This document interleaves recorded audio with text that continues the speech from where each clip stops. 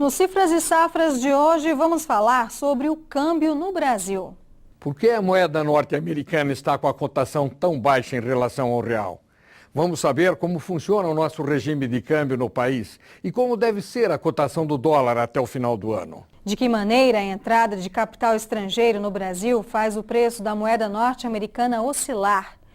Nos investimentos externos na bolsa ou no capital produtivo, o dólar é pressionado com a enxurrada de capital que entra no país.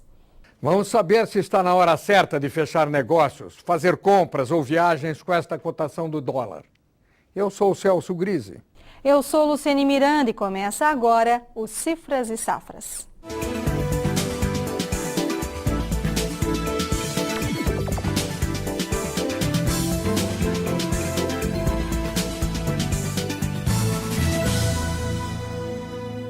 No Cifras e Safras da semana passada, nós falamos sobre os consórcios.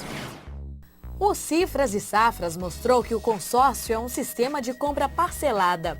Um grupo de participantes organizados por uma empresa administradora rateia o valor do bem desejado pelo número de meses de parcelamento. Nos últimos meses, por conta do aumento dos juros e da inflação no Brasil, os consórcios foram mais procurados.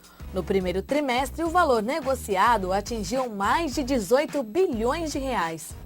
Isso representa um crescimento de 36,8% em comparação com o mesmo período do ano passado. O futuro é bastante promissor. A gente costuma dizer que o consórcio nada mais é do que uma poupança programada, um investimento que propicia ao consumidor a construção ou ampliação do seu patrimônio.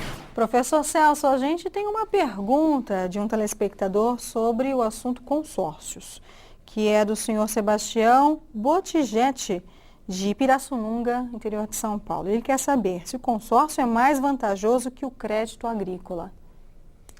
Difícil dizer, porque o crédito agrícola tem os seus privilégios e chega a uma taxa bastante competitiva. O consórcio, dependendo da taxa de administração que ele venha a cobrar, e essa taxa pode variar entre 10% e 15%, ele acaba custando ao mês alguma coisa muito próxima do crédito agrícola. O que eu acho que fala a favor do consórcio é que ele é uma forma alternativa de formação de poupança. E, nesse sentido, ele pode ter a preferência do agricultor. Professor Celso, mas neste programa vamos falar bastante sobre o câmbio e como o dinheiro que entra aqui no país influi na cotação do dólar e do real. Temos a presença do professor da PUC, Antônio Corrêa Lacerda, que vai nos ajudar a entender melhor tudo isso. Tudo bem, professor? Tudo bem, boa noite, é uma satisfação estar aqui.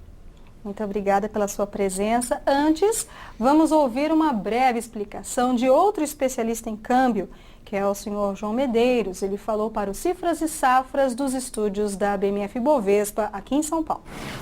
Câmbio é um assunto que interessa aqui no Brasil um número cada vez maior de pessoas, seja por planos de viagens ou mesmo negócios. Sobre isso eu converso agora com o economista João Medeiros, que é diretor da Pioneer Corretora de Câmbio. Tudo bem? Tudo bem, Mané.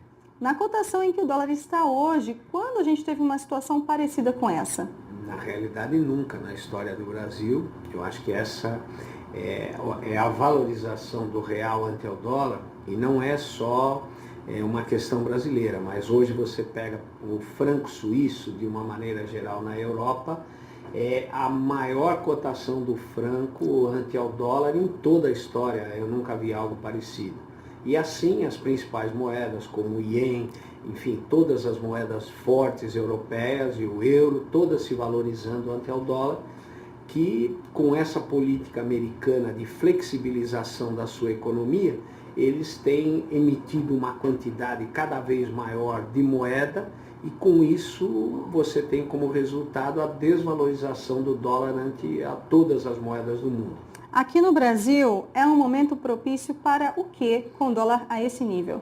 Olha, eu acho o seguinte, quer dizer, é um momento fantástico para os importadores de uma maneira geral, e talvez, quer dizer, é uma situação que o governo deveria deixar de brigar pela manutenção do dólar aí por volta de 1,60, que o dólar efetivamente flutuasse e nós fôssemos buscar uma taxa de dólar que iria contribuir com o governo no controle da inflação, porque você ia ter uma quantidade maior de produtos importados, e com isso você teria uma menor atuação do Banco Central, diminuindo o custo de carregamento desses 300 e tantos bilhões de dólares que nós temos hoje. A seguir, você vai saber como funciona o câmbio aqui no país e como ocorrem as oscilações na cotação do dólar. Aqui no Cifras e Safras, voltamos já.